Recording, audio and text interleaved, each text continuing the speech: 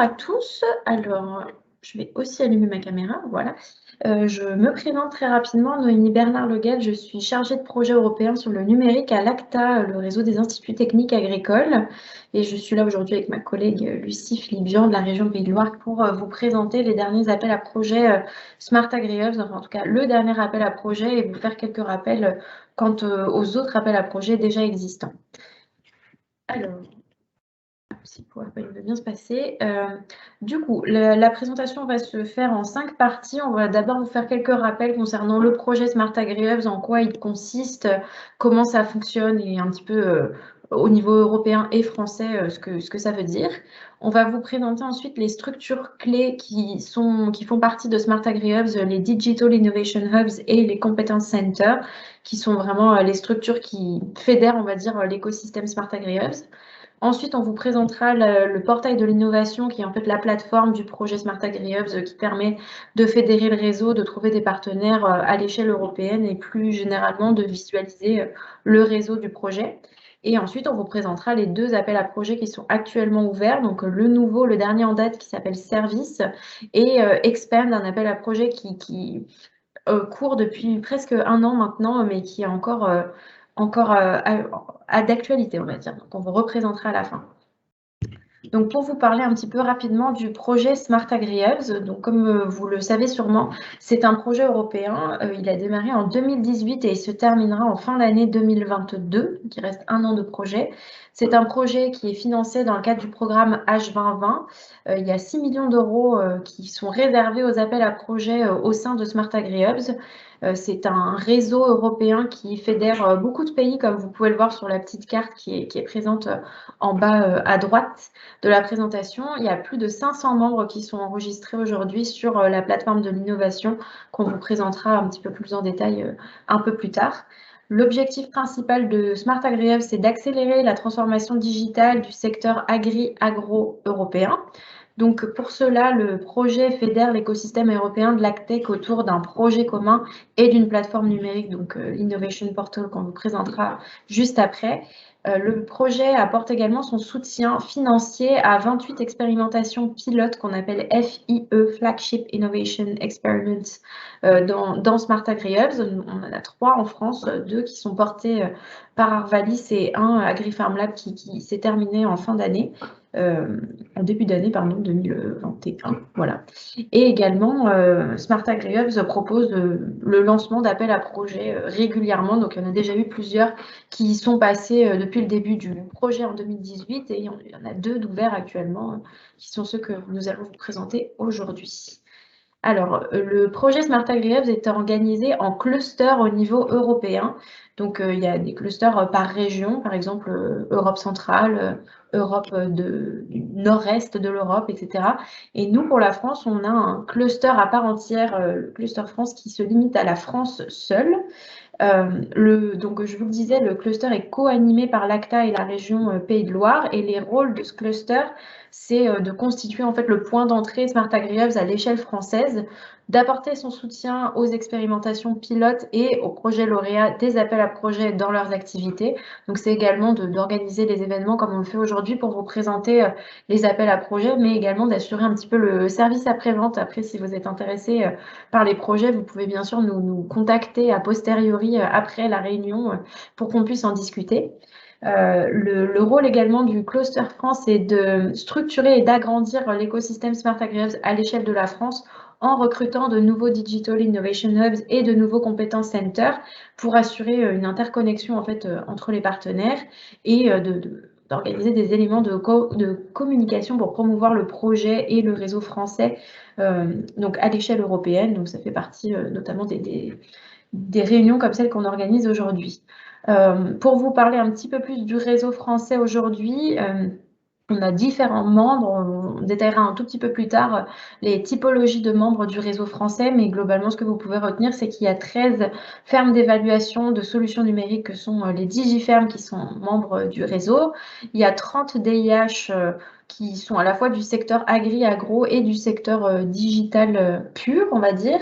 On a 50 centres de compétences qui sont également membres du réseau français et 3 expérimentations pilotes, donc comme je vous en parlais un petit peu plus tôt, 2 qui sont encore en cours pilotée par Arvalis et une qui a terminé en 2021. Voilà. Alors, comme je vous disais, je vais vous parler un petit peu plus de l'écosystème Smart AgriHubs et des structures en fait qui composent cet écosystème. Enfin, alors, les deux types de structures qui vont nous intéresser aujourd'hui, ça va être d'abord les DIH, donc Digital Innovation Hubs, et ensuite les compétences centers. Dans un premier temps, je vais vous parler des DIH. Donc, comme je vous ai dit, aujourd'hui dans notre réseau français, on a une trentaine de DIH qui sont répertoriés, donc à la fois des Digital Innovation Hubs du secteur vraiment agri-agro et d'autres du secteur plus digital. La définition d'un DIH selon Smart AgriHub, c'est une structure qui accompagne d'autres structures, d'autres organisations, d'autres entreprises dans leur construction, leur développement ou le déploiement de leurs solutions. Donc, plus généralement, un DIH, c'est un point d'entrée unique pour un réseau qui gravite autour de ce DIH et le DIH va apporter différents types de services à son réseau. Donc, dans la construction de business plans, dans un apport, par exemple, de conseils juridiques, dans de l'aide au développement, notamment en faisant profiter les membres du réseau de différents partenariats et dans le déploiement des solutions donc, techniques et également d'un point de vue plus commercial, marketing.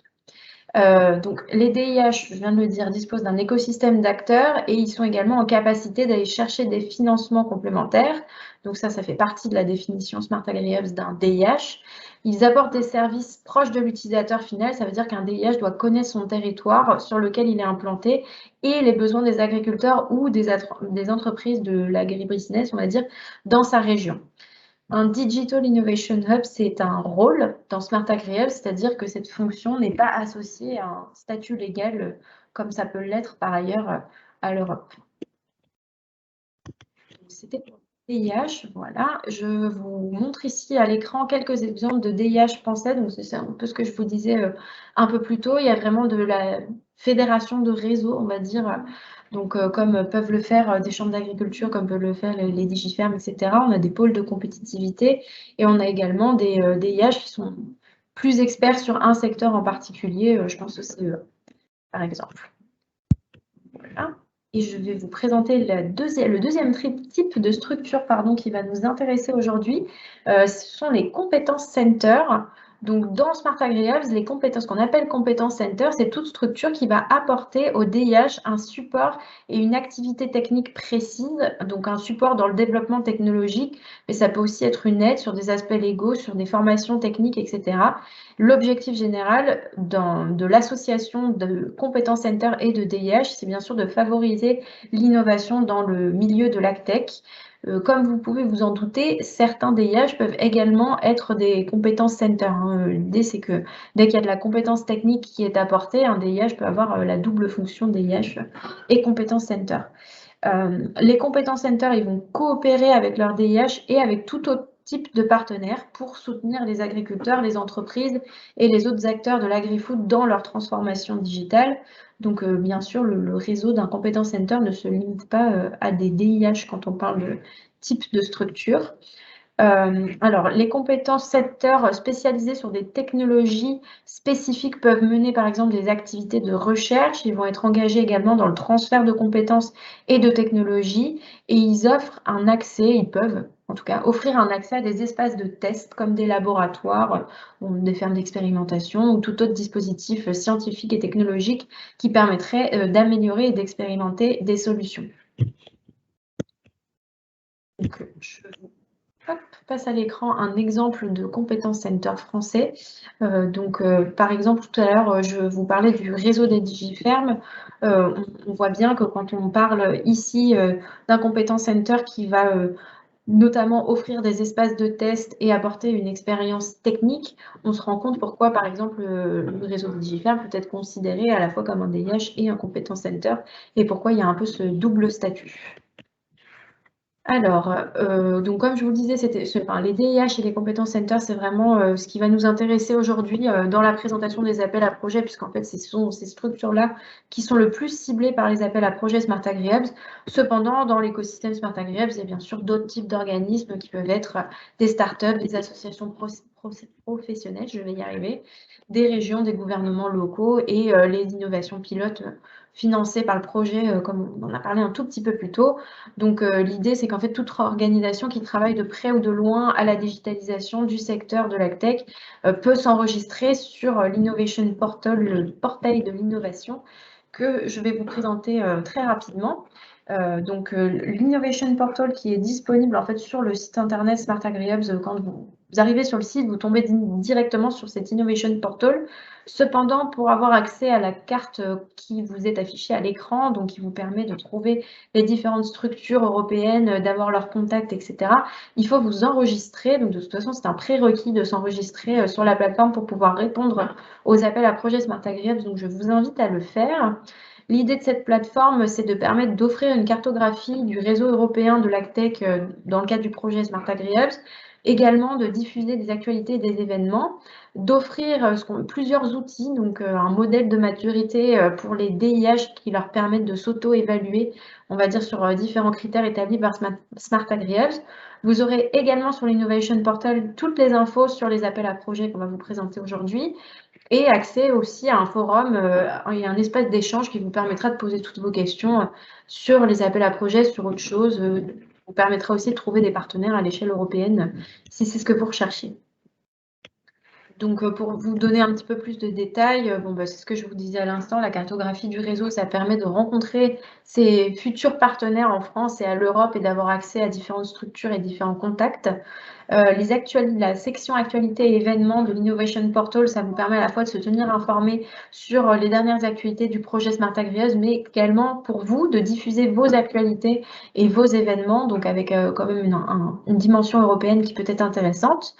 Comme je vous le disais un tout petit peu plus tôt, il y a également différents outils qui sont à disposition sur l'Innovation Portal, notamment le modèle de maturité pour les DIH. Alors cet outil-là, ça permet aux DIH de s'évaluer sur différents critères et de toute façon, il est obligatoire de compléter ce modèle de maturité pour pouvoir répondre aux appels à projets. Donc ça permet en fait pour Smart AgriHubs de répertorier les différents services qui sont proposés par les DIH. Donc, ce qui est intéressant aussi pour cartographier le réseau. Et il y a l'équivalent de cet outil, donc de ce modèle de maturité qui est disponible pour les compétences center. Et dans ce cas-là, l'outil s'appelle l'ATN. Il est également disponible sur le portail de l'innovation et on vous invite également à aller le remplir si jamais vous vous enregistrez pour la première fois sur ce portail ou si vous êtes déjà enregistré et que vous ne l'avez pas encore fait. Donc, comme je vous disais, vous retrouverez également sur l'Innovation Portal les fiches explicatives des appels à projets et un espace de forum et d'échange qui vous permettra de poser vos questions et d'échanger avec tous les partenaires du réseau Smart AgriHubs. Là, pour la présentation générale, je te passe la main, Lucie. Pour la suite, tu me dis quand tu veux que je fasse tes diapos. C'est bon, on peut y aller. Donc, je vais présenter l'appel à projet service qui est le dernier qui a été lancé par Smart AgriHubs en septembre. Et qui se terminera au début de l'été 2022. Donc pour cet appel à projet, les candidatures visent le développement, l'innovation, la validation ou l'amélioration des services proposés par les DIH. Donc c'est ce sur quoi Noémie insistait, c'est pour ça qu'on vous a représenté les rôles des DIH et des CC, puisque cet appel à projet vise à faire en sorte que les DIH proposent plus de services ou approfondissent leurs services existants. On parle de Smart AgriHubs et d'un projet qui vise à la digitalisation du secteur agricole et agroalimentaire. Néanmoins, Service ne finance pas uniquement des services qui viseraient directement à cette digitalisation. C'est-à-dire que si, en tant que DIH, vous voulez développer un service de construction de business model, de conseil légal, de formation, c'est possible. La stratégie de votre DIH, elle doit être définie dans le cadre de la réponse à l'appel à projet. De toute façon, ça, c'est quelque chose que vous avez déjà fait finalement en renseignant les services que vous proposez sur l'Innovation Portal, comme Noémie le précisait également auparavant. Pour l'appel à projet service, effectivement, pour développer de nouveaux services, il faut s'appuyer sur les CC. Je te laisse passer à la slide suivante, s'il te plaît, Noémie. Et donc ici, vous retrouvez les exemples fréquents de services qui sont proposés par les DIH. Lorsque vous vous êtes inscrit ou si vous vous inscrivez sur l'Innovation Portal, vous allez remplir l'outil qui vous a été décrit pour indiquer quel service vous proposez déjà. Et ici, l'idée de cette petite infographie, c'est de pouvoir identifier les services que vous ne proposez pas et éventuellement de réfléchir à ceux que vous pourriez financer avec l'appel à projet service. Donc, je vous conseille de regarder plus attentivement cette slide. Cette slide est en fait tirée de la fiche projet qui est disponible sur le site Smart Agreeables, donc vous pouvez la retrouver. Et donc, regardez les services dont vous ne disposez pas pour l'instant, pardon, et voir si vous pourriez trouver des competence centers que vous connaissez déjà ou que vous ne connaissez pas sur l'Innovation Portal Smart Agreeables pour développer ce nouveau service. Slide suivante, s'il te plaît. Donc, quel est le rôle du DIH dans l'appel à projet service ? Un seul DIH coordonne le projet, il signe le contrat avec Smart Agreeables. Néanmoins, pour service, vous pouvez être plusieurs DIH sur un même dossier de candidature. Le DIH a la responsabilité de mettre en place le service pour lequel il est financé et il va éventuellement rechercher des cofinancements si service ne suffit pas en termes de financement à développer son service. Le DIH reçoit donc les sommes perçues par Smart Agreeables et il va redistribuer ces sommes auprès de ses partenaires, donc les competence centers qui l'accompagnent dans son projet. Petite précision en termes de rémunération des tiers. Dans Smart Agreeables, le financement se fait à hauteur de 70% ou 100% selon que les organisations soient à but lucratif ou non, mais on y reviendra peut-être un petit peu après. Slide suivante, s'il te plaît. Donc là, on revient sur le rôle des CC dans l'appel à projet service. Donc les fournisseurs de solutions, les competence centers, ils vont pour le compte du DIH mener une étude pour savoir s'ils sont en mesure de pouvoir répondre aux besoins de ces DIH et de les accompagner dans la création d'un nouveau service. Cette slide-là est un peu plus complète, mais je ne vais pas en dire plus sur le rôle des competence centers. Je pense que c'est suffisamment clair. Ils aident vraiment les DIH à développer ces nouveaux services quand ceux-ci n'ont pas les compétences, les ressources internes pour le faire. Pour monter un dossier, les points à garder en tête sur lesquels les leaders du projet ont particulièrement insisté, c'est que les DIH vont pouvoir développer de nouveaux services. Je vous ai parlé d'une liste, elle est assez large. Néanmoins, il faut bien que ce service s'inscrive dans la stratégie du DIH. Le taux de financement, il est important à garder en tête si vous êtes une organisation à but non lucratif et que vous demandez 100 000 € à Smart Agreeables, vous allez pouvoir être financé à 100%. Si vous demandez 100 000 € et que vous êtes à but lucratif, vous n'allez toucher que 70 000 €. Et là, il faudra aller chercher des financements complémentaires pour financer la totalité de votre projet.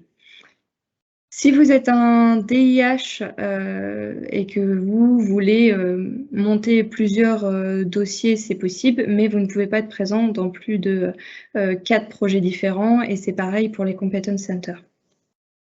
On l'a déjà dit suffisamment, mais il est obligatoire d'être enregistré sur l'Innovation Portal de Smart Agreeables pour pouvoir être partenaire d'un projet ou pour pouvoir porter un projet.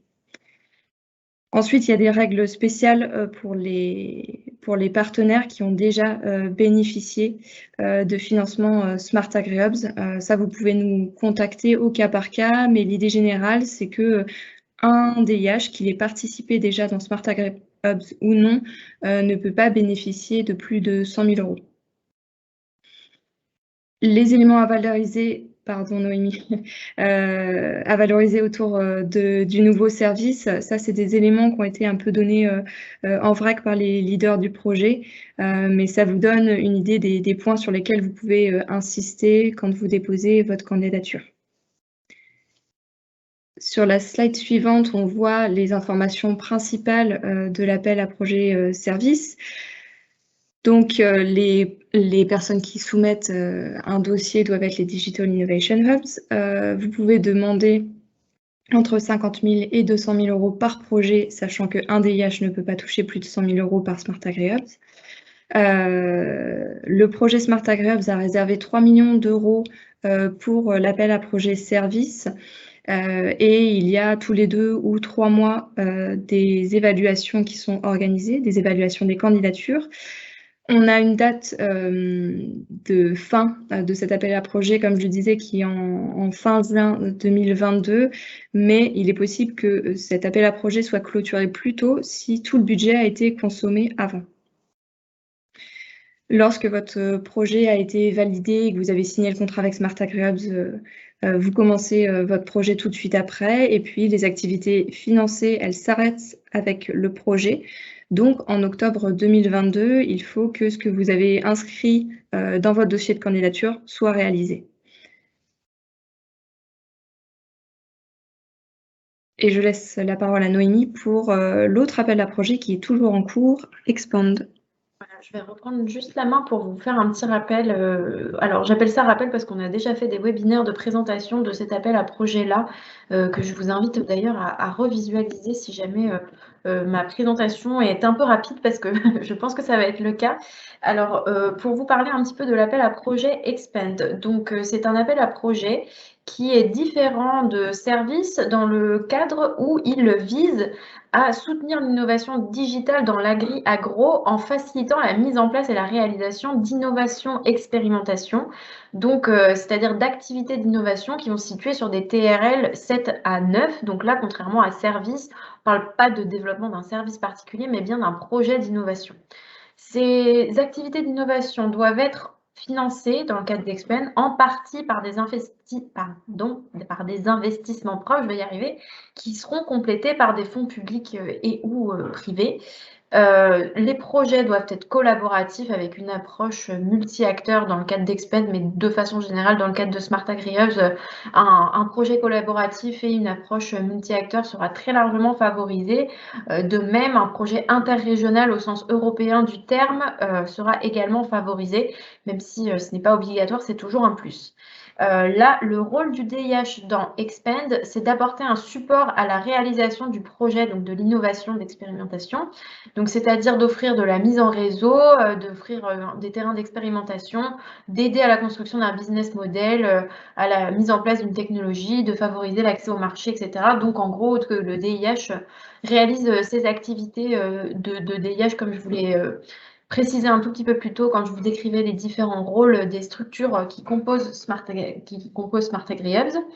Alors, au niveau du financement, pour Expand, l'idée générale, c'est que la contribution Smart Agri Hubs ne doit pas excéder 20% du coût total du projet. Donc là, c'est le graphique que vous avez sur la gauche de la slide.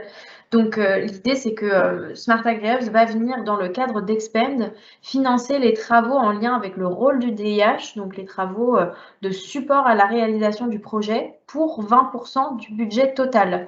Donc tout ce qui est le reste, les 80 autres % doivent être financés par ailleurs, donc en partie avec des investissements propres, comme je disais, et en partie en mobilisant peut-être d'autres appels à projets ou d'autres fonds publics ou privés. Le financement, les 80% doivent être acquis au plus tard au moment du paiement du solde de la subvention Smart Agri Hubs, donc ça c'est bon à noter aussi. Au niveau du timing, donc c'est également un appel à projet qui va se terminer en juin 2022 comme service. Ils ont la même date de fin. C'est pareil, l'appel à projet peut se finir plus tôt si tout le budget a été consommé. C'est également un processus d'évaluation continue. Donc, c'est-à-dire que les projets vont être évalués à peu près tous les 2-3 mois. Il n'y a pas une date de soumission particulière. C'est comme pour service, c'est-à-dire que le travail financé par Smart Agri Hubs doit être implémenté avant octobre 2022. Donc, c'est-à-dire que ce que vous demandez à faire financer au moment de votre dépôt de dossier dans le cadre d'Expand doit être terminé en octobre 2022 et de façon vérifiable. Les projets, comme je vous le disais, peuvent être proposés par un ou plusieurs DIH avec un financement qui est compris entre 100 000 € et 500 000 € par projet. Donc, comme vous le disiez, Lucie, un DIH, de façon générale, dans Smart AgriHubs, ne peut pas demander plus de 100 000 € au total, c'est-à-dire que si un DIH se propose de répondre à Service et à Expend, la totalité du budget demandé sur Service et sur Expend ne pourra pas dépasser 100 000 €. Donc là, comme vous voyez, vu que les financements sont compris entre 100 000 et 500 000 € par projet, on peut s'associer à plusieurs structures pour éventuellement aller mobiliser un financement supplémentaire en gardant en tête que la contribution Smart AgriHubs doit représenter au maximum 20% du coût total du projet. Voilà, et chaque DIH membre d'un consortium porteur de projet doit financer au moins 10% du budget total du projet. Donc ça, c'était un petit peu les petites conditions financières, on va dire, de l'appel à projet Expand. Pour vous comparer rapidement l'appel à projet Expand avec Service, donc on vous le disait avec Lucie, hein, l'idée c'est pas exactement les mêmes cibles, puisque Expand va vouloir valider des briques techniques d'innovation assez larges en accompagnant le développement d'Innovation Experiment. Donc financé, dans ce cas-là, le DIH sera financé pour son accompagnement au développement de cette Innovation Experiment pour un montant total de maximum 500 000 € par projet. Dans le cadre de services, l'idée c'est de monter, d'offrir et de tester un portfolio de services. Donc dans ce cadre-là, l'objectif final, ça va être d'innover et de créer de nouveaux services pour les DIH.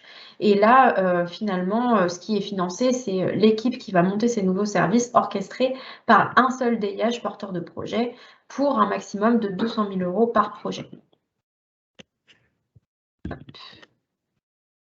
Je vous le disais en tout début de présentation, il y a d'autres appels à projets qui ont été mis en place sur Smart AgriHubs depuis le début du projet, puisque je vous rappelle que Smart AgriHubs a été lancé en 2018. Donc depuis 2018, il y a eu quelques appels à projets qui ont été lancés. Expand, je vous le disais aussi, a été lancé en 2020 et se termine donc en même temps que Service le 29 juin 2022. Service vient juste d'être lancé, lui, en septembre 2021 et il se terminera également en juin 2022. Donc, comme on vous le disait, c'est la deadline finale. Cependant, si les budgets sur Expand et sur Service sont consommés avant cette date-là, il est possible que les appels à projets s'arrêtent avant. De toute façon, l'idée, c'est que vu qu'il s'agit d'un processus de soumission continue, des projets, et donc vous pouvez déposer rapidement sur la plateforme Smart AgriHubs un projet sans avoir à attendre une vague particulière. Voilà, ici on vous a remis quelques liens utiles qu'on vous a rappelés de toute façon tout au long de la présentation. Donc là, l'Innovation Portal Smart AgriHubs qui répertorie un petit peu tout ce qu'on vient de vous dire aujourd'hui, et notamment plus d'informations sur les appels à projets. Le lien vers le forum qui vous permettra de poser vos questions si vous en avez par rapport aux appels à projets. S'il vous reste des questions complémentaires, vous pouvez soit les poser sur le forum, soit nous contacter via les adresses mail que vous avez tout en bas de la slide. Et pour revoir le webinaire complet en anglais qui présente Service plus en détail, on vous a également mis le lien vers la chaîne YouTube Smart AgriHubs.